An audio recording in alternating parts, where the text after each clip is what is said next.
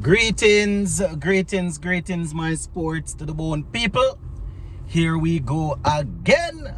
Back at it, my viewers and subscribers. Yeah, man. So, as I am on my way here, I just want us to talk a little bit.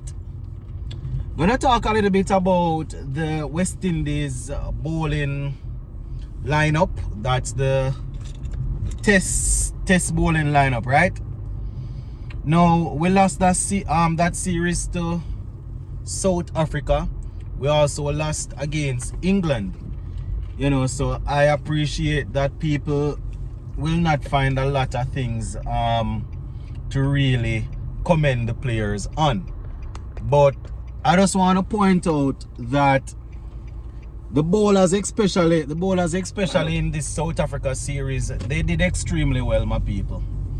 They did extremely well. And I just want to say that, going forward, it's a good look. I mean, obviously, we're going to need consistency. We're going to need these players doing this over and over. You understand? One of the things that I am looking forward to seeing is if more of our players will pick up overseas contract, red ball contract, like playing in the county system over there in England. I know for sure that they will not be reaching out to our batsmen. We have youngsters that we would hope that they would. Oftentimes we hear people say that they need to go to England and play red ball cricket. How they going to go when they are not better than the youngsters coming up there? People usually send for overseas players that can come and make the team better. You understand? Establish international players that their youngsters can learn from. That is why you see, they usually send for our seamers, people like Roach. Gabriel was there at one point in time. Alzari, you understand? And we saw Jaden Seal just the other day. So what I am hoping now, my people, is that Shamar Joseph will be consistent in his red ball play. And he will be performing at a level where he can go over there and get some more experience, getting coaching from different perspective. Not saying that our coach is not good or the coaches that we have there aren't good, but sometimes when you have guys passing on different ideas, it is something you can go through and pick out and take what you think you need. So that is something that I was looking at, my people. Coming out of this series against South Africa, I don't know what's going on, especially in the first game there. I don't know how the ball was swinging and moving around like that. But our seamers, they did pretty well.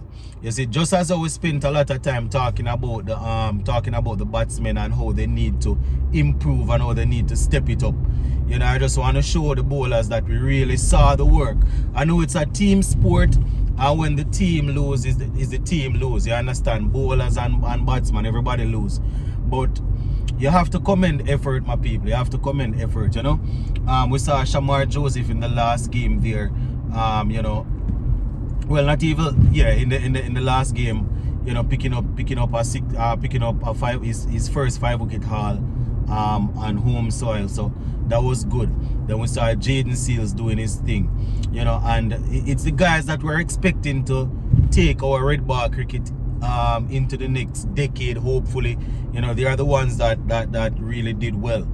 Obviously we still want Jason Holder to do his thing if he's playing, but looking forward, we're thinking that Shamar Joseph, Jaden Seals, Alzari Joseph, Isaiah Thorne, and a couple others, these might be the players that might be holding the flag for us as it relates to red ball cricket. So coming out of South Africa, a couple of things that we learned, my people, is we have the ability, the bowlers, they have the ability to bowl with pace and control.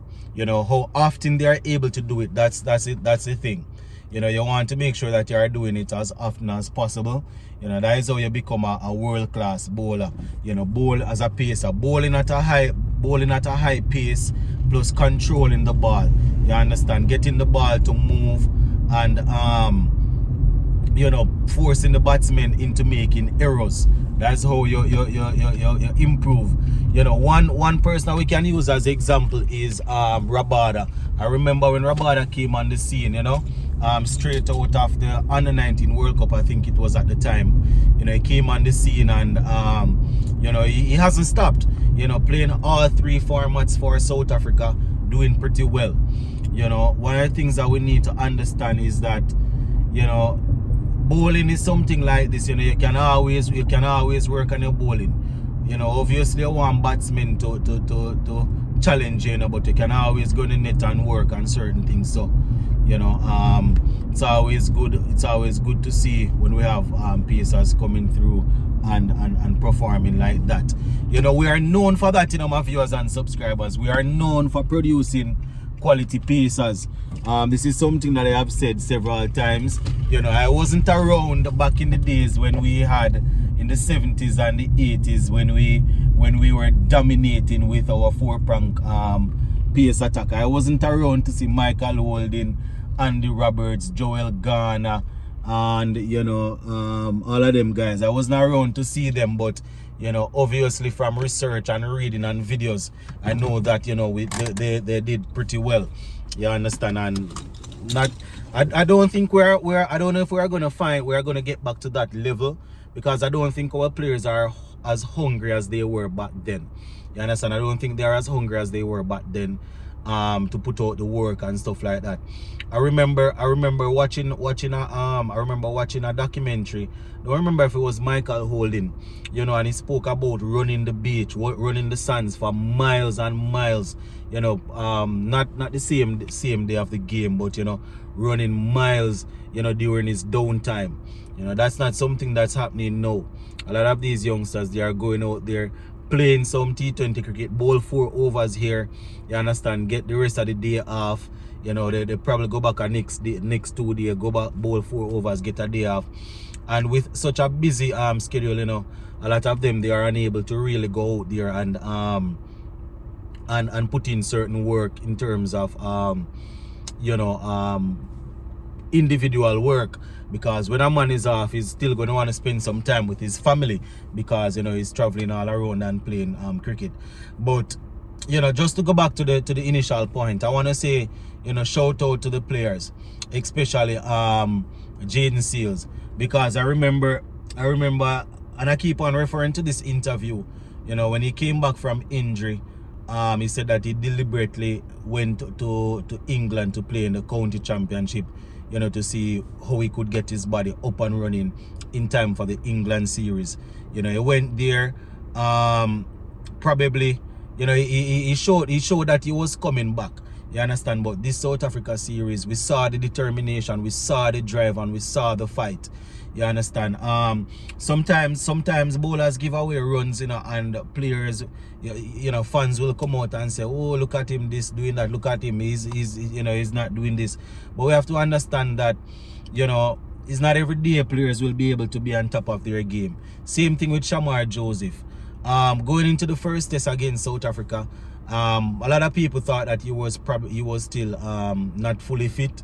You understand? But apparently he was just left out. Now he came back and played that second game there. You understand? Took some wicket. I think he got some wickets in the first innings there. You understand? He got the 5 in the first innings. Didn't get anything in the second innings. But we have to understand that these are still young players, and they are playing against players that are established.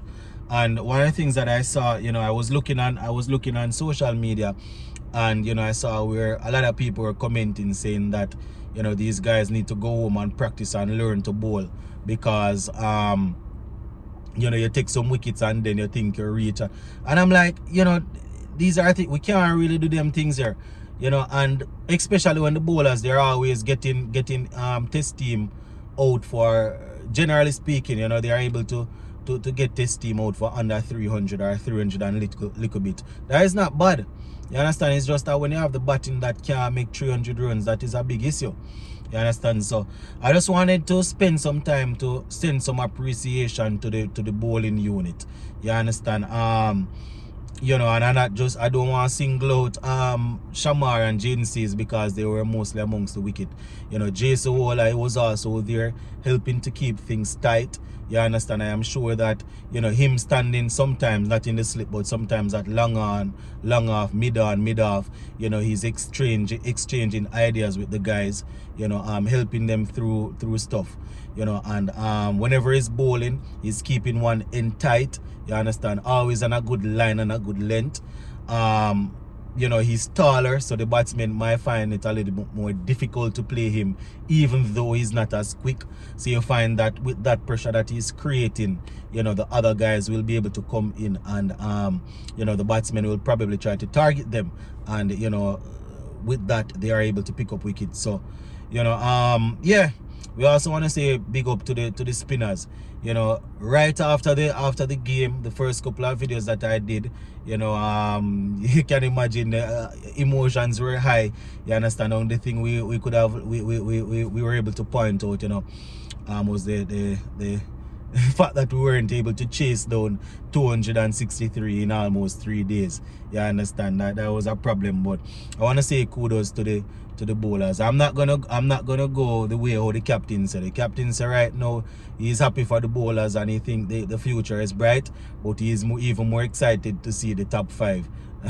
So I going to say I am excited to see what the bowlers have to offer coming in the near future. So I just wanted to do this video to send out some love to them. Big up on yourself, my people, and stay safe.